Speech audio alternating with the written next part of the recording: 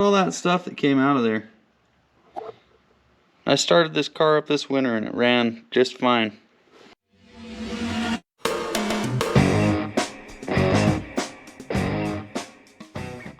Hey guys, how's it going? We're back at it again here in the shop. We're in the middle of a few projects now. Still got the 37 International roller.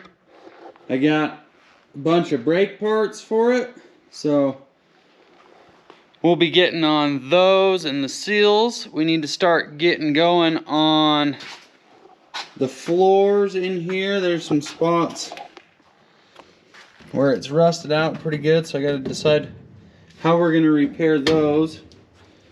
This floor here is rusted out, so cracked out at the body mounts. Surprise, not. So I've been tinkering on it a little bit, trying to get a plan together for how we're going to do that. We can get the motor and tranny cleaned up for the International, so we've got that. But tonight what we're going to get going on is this. So this is the carburetor that we pulled off the car at my grandpa's house a couple episodes ago. So if you haven't watched that episode, go back and watch it. That's where this carburetor came from. That's where it goes. We're going to be doing an overhaul on it. So tonight, at least, the goal is to get it torn apart and get the pieces soaking in the carburetor solvent. We got a full rebuild kit here we ordered for it, so that should be good to go. And then we'll just start tearing this little thing apart. The car ran decent, but it didn't like to start. I don't know if it's something with...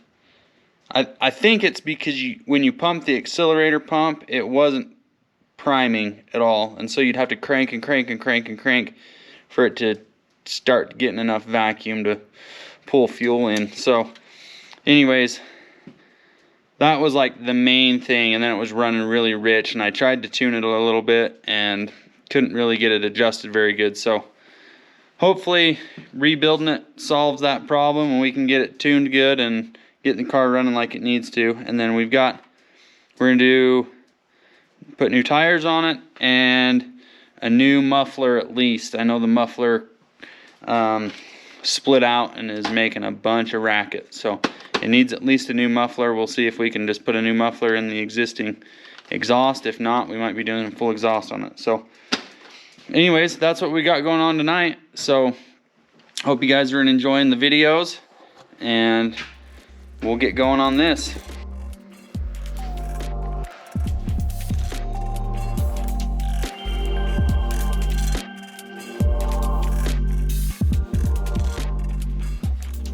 And we'll just start by pulling the top off and work our way through it.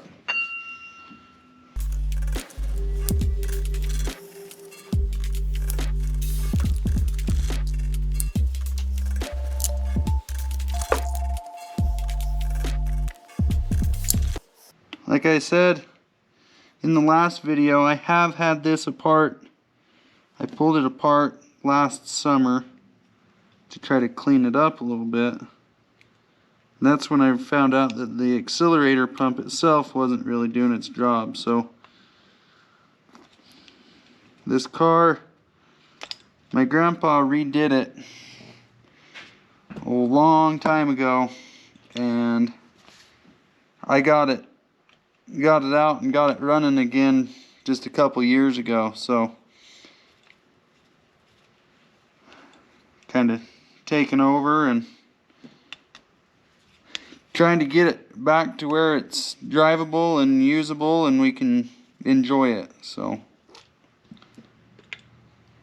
I like to keep things together for now, and then once we go to dunk stuff in the tank, I'll make separate little piles of the fasteners and all that stuff that goes with it. So right now we'll just tear it down, keep everything in its spots.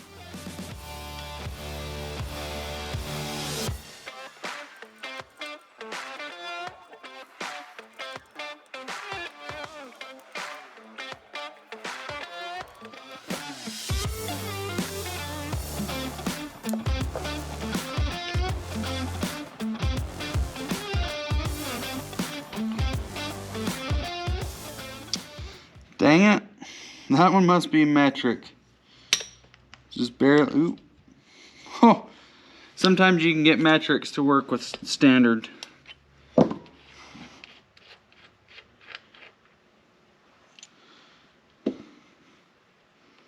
little filter screen in there.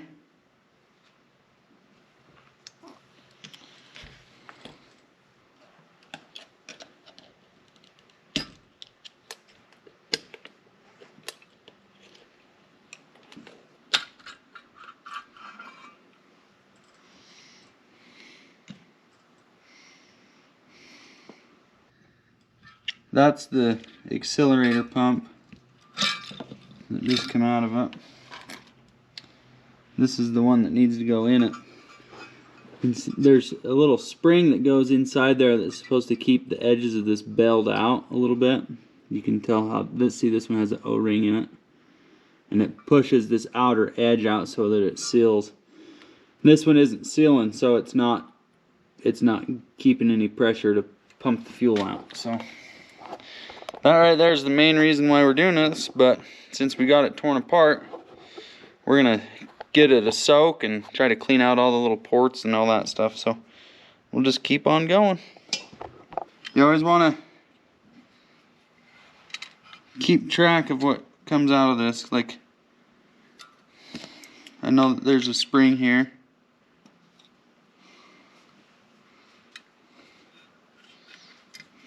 I'll show you this. See all that crud down in there?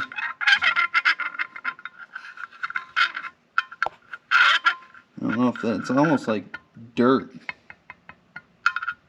It's like clay down on both sides. So no wonder it wasn't running good.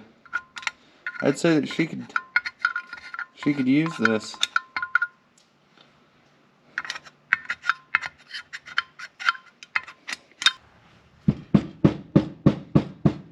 See, there's another spring that just fell out. Hopefully we can figure out where it goes. It goes down in this hole here, and then when that top's put on, it supports that little plunger right there. It goes there. Big spring goes there for the accelerator pump. We'll get it. Biggest thing to do if you're not comfortable doing this, so if you're not comfortable doing this and you haven't done it a lot, just take pictures. Every part before you take it off, take a picture, pull it off, take a picture of what it looks like after, and just document it all. Luckily for me, if I forget something, I should have most everything on video. So, but it's really, carburetors really are pretty dang simple. I started working on carburetors with snowmobiles and dirt bikes and that type of stuff. So started kind of small, lawnmowers, that type of stuff, and then, you know, as I got older and more interested in cars and that, then I started working on other carburetors, bigger stuff. So really they're pretty dang simple, but like this one has a lot of parts. So all that stuff that came out of there. I started this car up this winter and it ran just fine. Alright, next we're going to take off this squirter. There's another little screw down in here.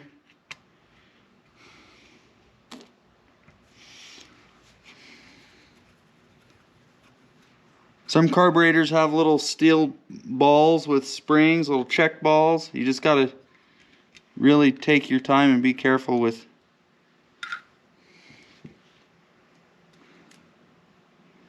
There's a little tiny gasket there.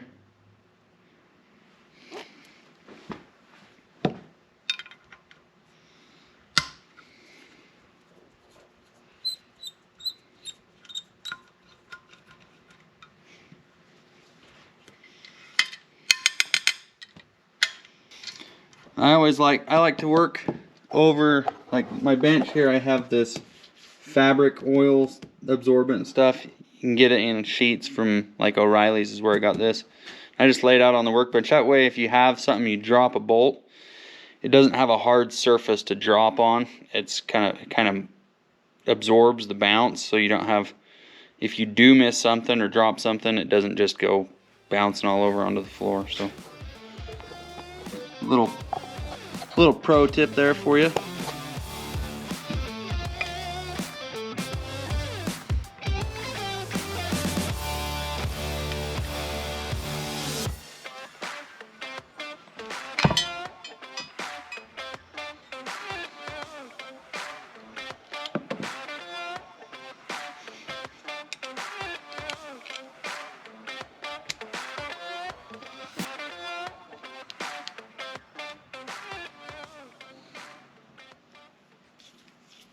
This kit that I got even comes with new air fuel screws, so that's pretty cool.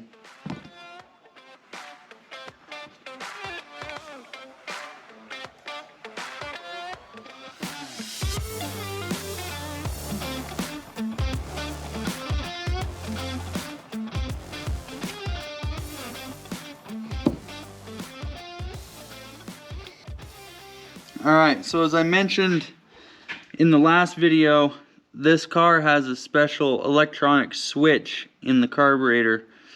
That's because the starter solenoid on this car, you don't have a key switch. Well, you have a key switch, but it doesn't have like a momentary, like crank it like a key. Turn the key on, gas pedal to the floor, and it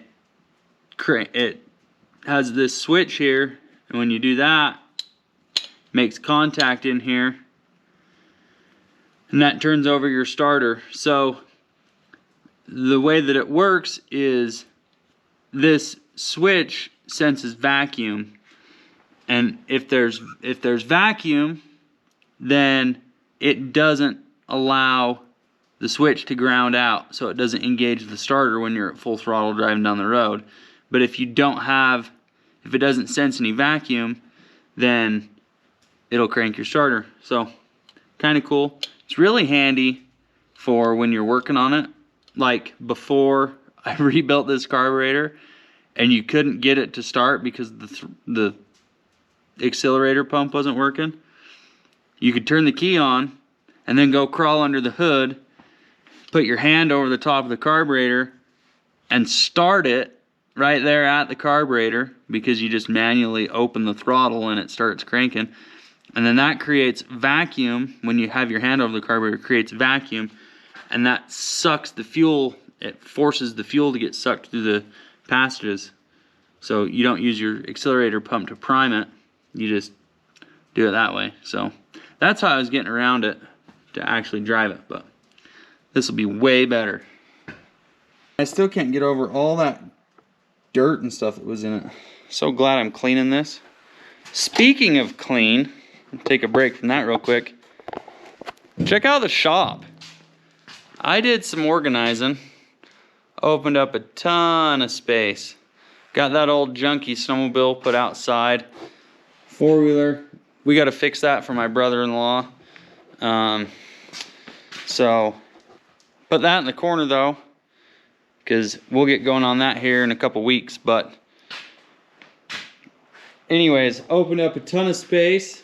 I took some time, cleaned off my workbench kind of, so that I had enough room to at least do this carburetor. So that's pretty cool. Trying to make the videos better for you guys. So if you're liking it, go ahead and hit that thumbs up button so that YouTube will share it to other people and they can enjoy it too. So if you don't mind doing that, that'd be awesome. Thanks, guys. We're just gonna start tearing all these old gaskets off and get all this stuff just stripped down to its basics, because we're gonna put it in this dunk tank and let it soak. If you're old school, you used to be able to buy this stuff in a 5-gallon can. And it's good stuff, that old stuff. You get it on your hands, you smell it for a year. It's almost as invasive as anti-seize gets when it spreads around. So this new stuff isn't as bad as the old stuff. That old stuff, ugh. But it's bad enough you don't want to get it on your skin, so it's pretty cool. Got this can down at the old O'Reilly's, and I've had it for a few years now, but it comes with this little basket, so you can set your parts in there. Lower them down nice and easy. I got the big base plate and a couple of smaller pieces set in there with this batch. I'm gonna let it soak for a little bit and just kind of start cleaning up. Where this bottom piece has this switch in it, I'm kind of hesitant to submerge it, and I don't think it'll fit in the can all the way anyways. So I'm going to clean this up with some brake clean and a little wire brush and do this part manually so that I don't end up ruining something, but all this other stuff's going to get soaked. So we'll do that. So I just got this cool old pot. That's what I use to rinse stuff out in. I don't know. That's what I do.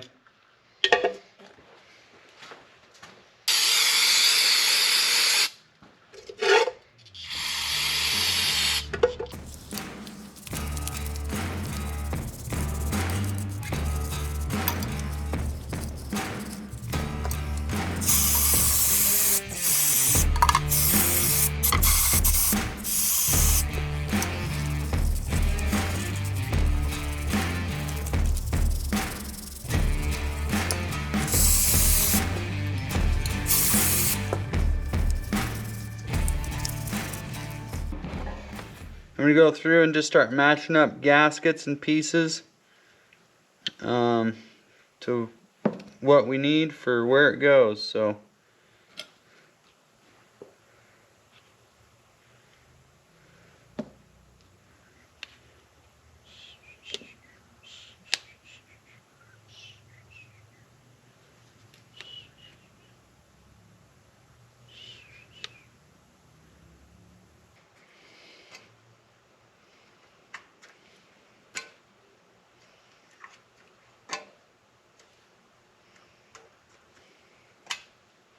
hey, we'll make sure that we remember how that was oriented in there.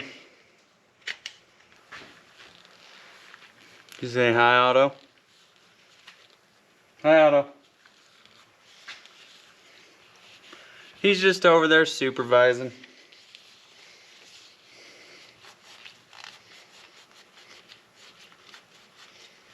Aren't you, dog?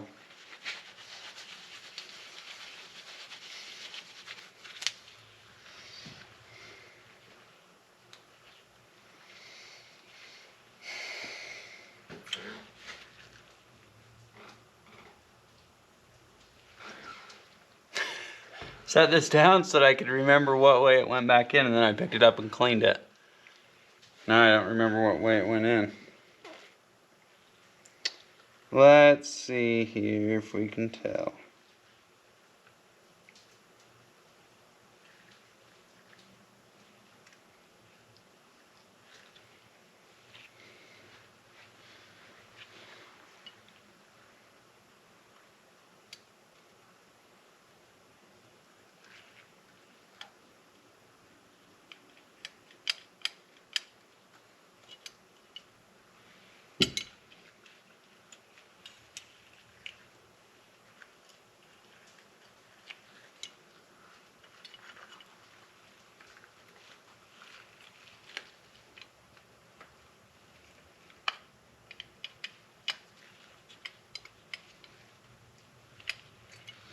Goes in that way. I'd bet my life on it. Chunks.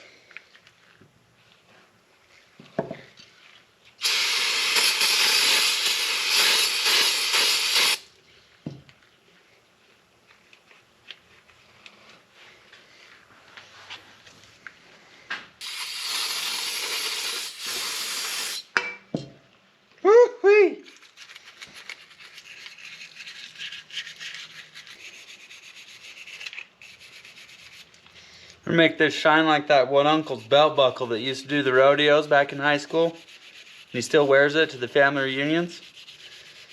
Whoo!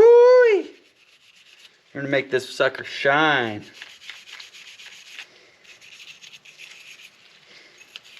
You know, back in '82, he has his name tooled into the leather on his belt.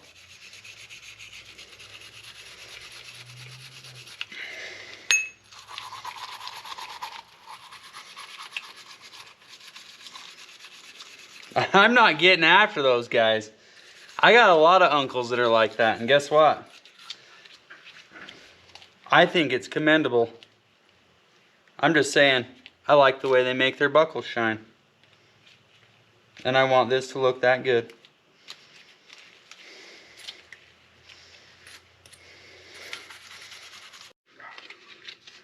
Alright, we got this one all cleaned up, scrubbed out the best we can. Blown out with the air hose. So we'll just wipe it down.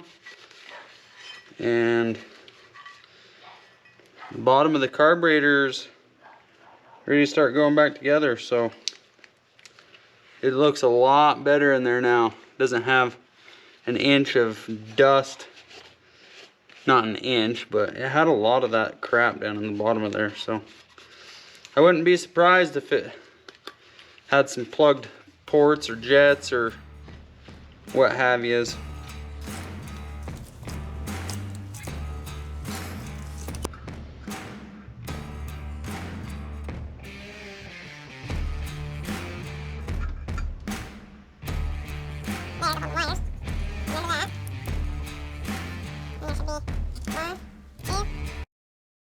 So, camera's being a little bit weird, but we got her done. She's all put back together, to spec, ready to go. I don't know what I was saying last time the camera cut off, but here in the next day or two, we'll be heading over to Grandpa's, put this back on the car, and get her running. So, stay tuned for that one. Thanks, guys.